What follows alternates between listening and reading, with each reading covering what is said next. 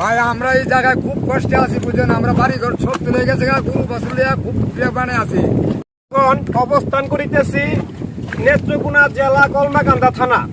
তো এইখানকার বন্যার পরিস্থিতি খুবই ভয়াবহ। ভাই আমরা বাড়ি ঘর সব তুলে দিতেছে, আমরা খাদ্য খুব কষ্ট হইতেছে চলাই রাত। আমি এখন অবস্থান করিতেছি নেত্রকোনা জেলা কলমাকান্দা থানা।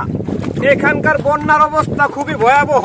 তো সেখানকারই একজন বাসিন্দা, তার কাছ থেকে শুনবো যে কি পরিমাণ ক্ষতিগ্রস্তের ভিতর তারা আছেন। আচ্ছা মামু, আপনাদের যে এখানে বন্যা হচ্ছে, আপনারা কি পরিমাণ কষ্টে আছেন যদি বলতেন।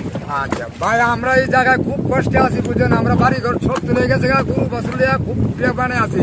তো এই মামুর কথা আপনারা শুনতে পাচ্ছেন যে কি পরিমাণ কষ্টে আছে তারা। তাদের বাড়ি ঘর সব তল হয়ে গেছে, তাদের খাওয়া দাওয়ার সমস্যা হইতাছে, তাদের গরু বাছুর রাখার সমস্যা হইতাছে। আপনারা যদি এই উত্তরবঙ্গে যেখানে বন্যা হয়, নেত্রকোনা, সিলেট, সুনামগঞ্জ, এখানে না আসলে আপনারা বুঝতে পারবেন না তাদের যে কি কষ্ট। অন্তত পক্ষে তারা খাওয়ার যে কি পরিমাণ কষ্ট করতেছে, এটা মানে চোখে না দেখলে বুঝতে পারবেন না। আমি এখানে এই নেত্রকোনাতে আসছি, আসার পরে যে পরিমাণ কষ্ট দেখতেছি, আমার চোখের পানি আমি আর ধরে রাখতে পারতেছি না।